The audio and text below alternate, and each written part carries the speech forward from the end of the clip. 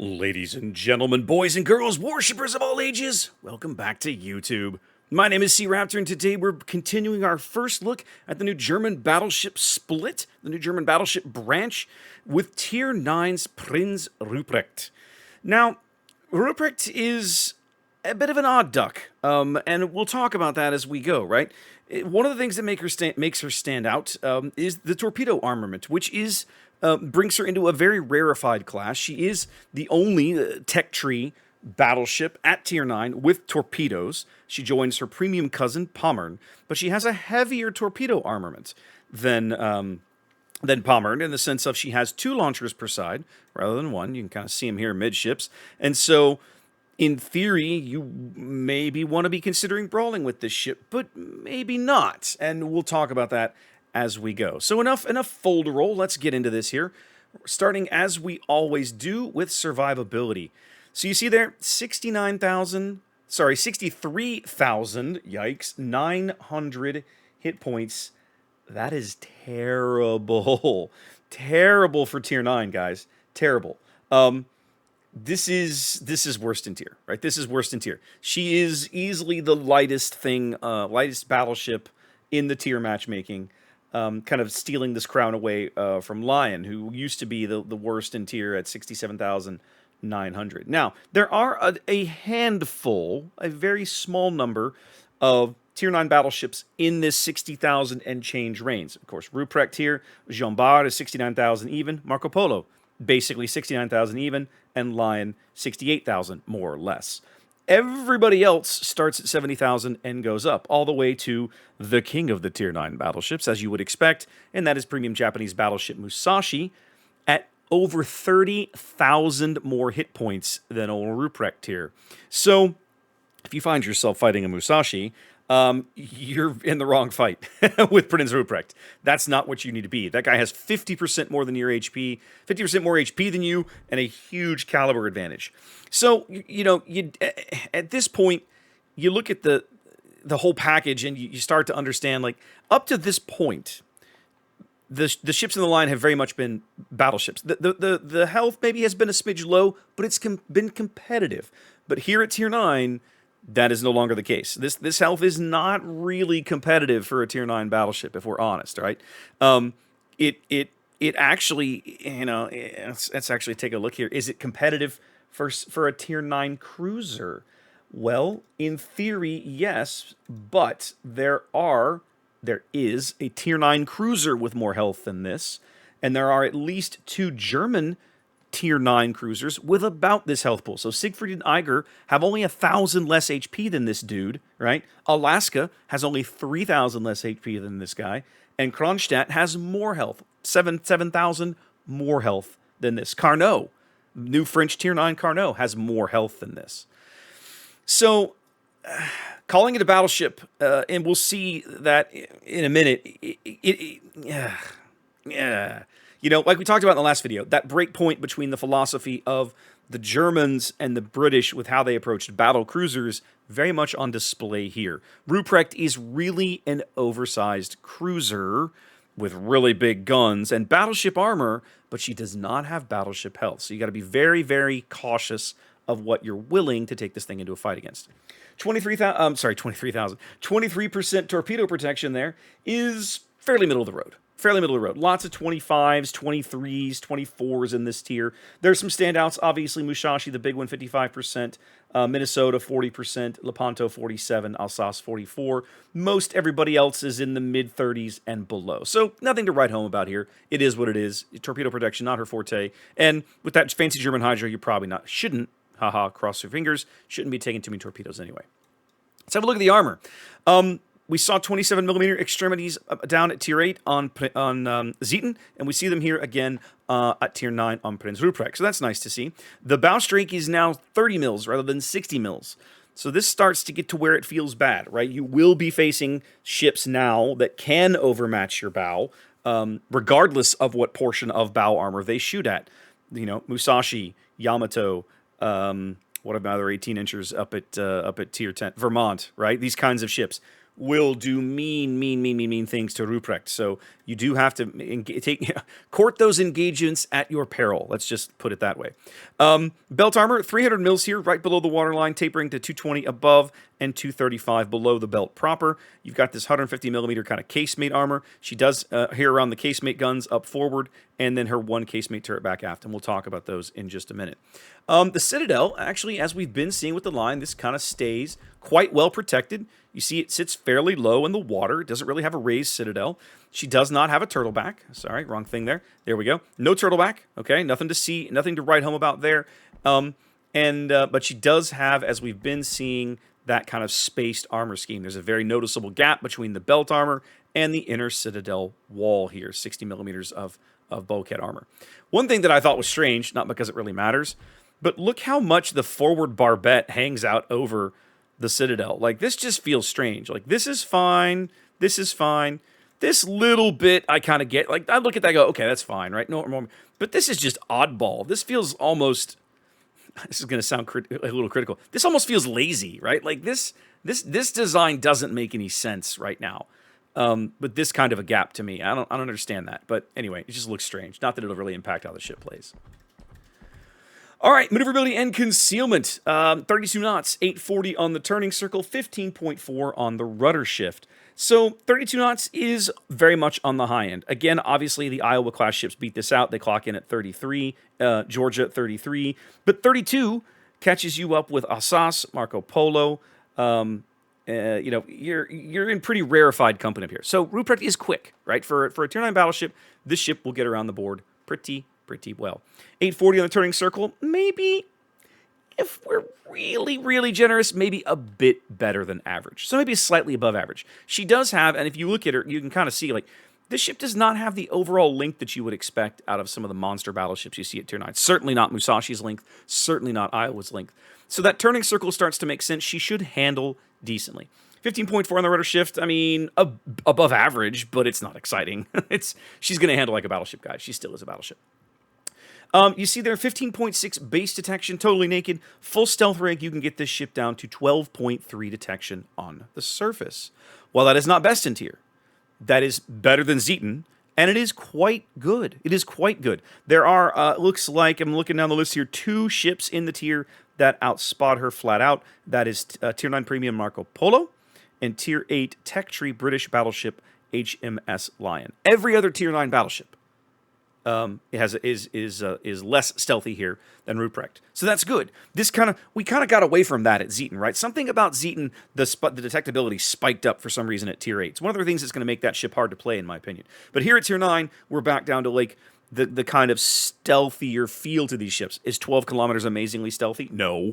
But is it better than most battleships? Yes. It should, in most cases, allow you to accept engagements that you want to accept and run away from engagements that you don't want to accept. In the sense of, against most Tier 9 battleships, you have about a kilometer-ish spotting advantage. Sometimes higher, sometimes less, obviously, but a kilometer is average. So that's not too shabby. That's something nice. Artillery. These are the same guns that you had down at Tier 8 on Zieten. She adds another turret up forward here. So we go from 3x2 to 4x2. 8 total barrels of these German 406mm guns. 16 inches here at Tier 9. Nice and competitive in terms of diameter. 18.8 kilometers on the range. 810 on the shell velocities. And yeah, it's the same gun performance. Reload is a little slower. You see there are 30 seconds now for your 8 barrels. The turret traverse, excellent. Right? 30 seconds turret traverse is nothing to sneeze at. But overall, the main battery feels a smidge on the lackluster side. Ruprecht is the lowest AP DPM battleship in Tier 9, period. With this reload and only 8 barrels, yeah, right? Nothing to get excited about. Now, with that said, because she's getting the battle cruiser dispersion formula, she should be among the more accurate battleships at Tier 9. She is not the shortest ranged. That crown still belongs to Lepanto at 18.1 kilometers, but she's right behind that. She does obviously put a lot fewer shells into an ellipse than Lepanto does, but she also puts them she puts them into a smaller ellipse. She puts fewer shells into a smaller ellipse with a better sigma than Lepanto. So that's noteworthy, I guess. Yeah, again, I really hesitate to get too far into the weeds with the main battery on these ships until we kind of get a chance to play them, because the dispersion formulas that we're seeing are not what we're used to playing, right? There aren't many battleships in the game that have these kinds of, smaller, artificially smaller ellipses, but worse sigmas on fewer barrels. That's a really odd combination. And so I'm hesitant to declare the guns good or bad until I've had a chance to play the ship. On paper, it looks okay, like the idea is sound, but it's the execution that has me concerned, and I don't want to definitively say one thing or another until I've actually played the ship. But yeah, the APDPM is not all that amazing. And some of that is just because, again, 8 barrels, 30-second reload. With only 8 barrels, I kind of wish they'd buffed her reload some. Now, she's not the only 8-barreled battleship in Tier 9, right? Obviously, her other German branch, Friedrich der Grosse, has only 8 barrels, okay? Jean Bart, only 8 barrels. So, Georgia only has 6 barrels. She has bigger guns, but she only has 6. So, there are some other 8-barreled battleships in this tier bracket, in this kind of matchmaking, but they get better reloads, right? Jean Bart gets a 26-second reload. Friedrich der Grosse gets a 28-second reload on basically these same guns, right? Same turret arrangement, more or less the same guns, gets 2-second reload. She gets worse dispersion with more range. I don't know. It's hard to pass judgment. It really is. But we'll just have to see how they perform. The secondary battery looks pretty robust on the surface. She's got 5 of the by now familiar dual 105s. You should be well used to seeing these on German battleships by now. And she rounds that out with, again, more of these casemate secondaries, all double-barreled now. She's got 2 of the 2 up forward. Let's see if I can get it to show you the second one. Come on. Yeah, it's going to flip around and show me the... Okay, so we'll just do it this way. She's got 1 at the stern, kind of stern facing here, and then 2 up forward. So she's going to have more of the 150 firepower in a charging, pushing position, or when she's allowed. The secondaries are firing off the broadsides, right? The firing angles on the secondaries, you can just look at the way these casemates turrets are laid out. These have got some angles shooting astern. These have got some angles slightly forward, but this guy's never going to be able to shoot forward. These 2 guys are never going to be able to shoot aft. So the secondary arrangement is something that you might end up struggling a bit with. You're probably going to be inclined to build this ship as a secondary ship. She certainly is equipped for it. A bit of a brawler feel to her when she wants to, but you just got to keep in mind that you're not going to be able to get all your secondaries into action unless the target is way out here, on your broadside somewhere. All right, what else have we got going on? Well, let's talk about the torpedoes. We talked about these earlier. She's got a pair of quad tubes on each side of the ship, right out here in the open, just like Zieten's were, right out here on the deck, very much like you used to seeing on the German cruisers. These are not the same torpedoes you see on the cruisers. These are the same torpedoes we saw on Zieten. 12 kilometers, 50 knots, 16,500 alpha. Long reload, 140 seconds on the reload. Not super amazing. And we've talked about this, right? It gives the ship the idea that maybe in certain situations you can push. But to me, it also lends itself to kiting, right? This is torpedoes with this kind of range. By the way, this torpedo range, almost the equivalent of her detection range. Almost, right? So keep that in mind. When someone's pushing into you, you can easily look at the... take the ship and turn the guns over your shoulder and kind of run. I put the graphic up earlier for the gun angles. We'll put the graphic up here for the torpedo tubes. You can see that the torpedo angles are actually not too shabby. Looks like it's about 29 degrees off the bow for both tubes and about 32 degrees off the stern, something along those lines. Not quite as good as the gun. I mean, it's actually a little better than the gun angles, if I'm honest.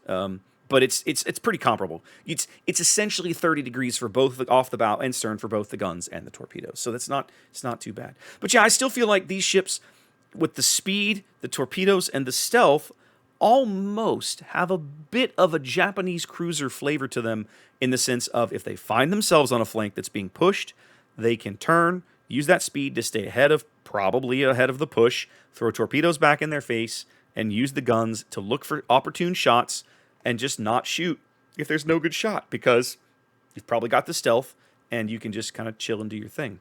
Perhaps not the optimal way to play the ship, but, as we all know in World of Warships, sometimes you don't get to play the ship you're driving the way you would prefer. Sometimes board conditions and your team dictates that things change. Anti-aircraft defenses. 8 flak puffs there, 1470 damage a pop is pretty good. Again, the flak bursts are, for some reason, weaker than we find over on Friedrich der Grosse in the same, basically the same tier in the same tech tree. But she puts up a few more of them, 8 puffs, and 8 puffs is pretty good. It's a little above average for tier 9, I'd say, and the damage is not bad. Her outer ring there continues DPS 200. Not shabby. Not too many ships, not too many tier 9 battleships have an outer ring this robust. It's pretty much, let's see what we're looking at. Jean Bart en Alsace, the French Marco Polo's is about this good. Of course, it's a much shorter ring. So is Lepanto's. Again, it's a shorter range. But like this is really nice. It's good, a lot of good AA power here. Again, like Zieten at tier 8, no inner ring. All the rest of it is in the middle there on the back of the 30mm quad mounts here. She's got these kind of mounted all over the place, some on the turrets, some on the decks, some up on the superstructure. Just kind of peppering these all over for that middle ring, which is about 350 DPS, which is on the low end. I'll say it's on the low end for a battleship at tier 9. But again, you know, air defense, anti-air defenses are not what this ship's going to be known for. It's like, to me, this is like Zieten. The carrier's going to lose some planes. He's going to know he's been in a fight, but you're not going to dissuade the strike unless he's coming in with like a partial strike or you're on top of him or something goofball. Let's have a quick look over at Consumables. All right, so again, like they have when seeing the rest of the line, we got the fast damage control team. You're going to want to take, you're very much going to want to take that skill there where you get to take an extra charge of this, the tier 4 battleship captain skill, standard battleship repair party, and we're now, like we saw at tier 8, we're now up to the high tier German cruiser hydro out to 6 kilometers on a 2-minute duration. That's pretty much it. The lack of aircraft facilities on these high tier ships is something that I find a little irritating. It would be nice to have a fighter. Or even a catapult, even a spotter plane, right? For those times, it's like, I really need to take this long range shot, put the spotter plane up, take it, right? Because the range is not amazing, but they don't have it. They don't have it. Anyway, guys, that's our first look at Ruprecht. She's, in my mind, this ship is an improved Zieten, right? This is a notable upgrade from the previous tier. You're getting significantly better stealth than Zieten had. You're getting more guns, more torpedo power, and a little more AA power. I like it. I feel like this is gonna. Zieten is going to be a very strange place in the line for people at tier 8, but I feel like once you move up to Ruprecht, it's going to be a lot more comfortable, and then I think Schlieffen at tier 10 is also going to be a very comfortable fit for most players who have gotten that point in the line. And we'll look at that later this week. In the meantime, guys, hope you enjoyed that. Wash your hands, be safe. I'll catch you next time.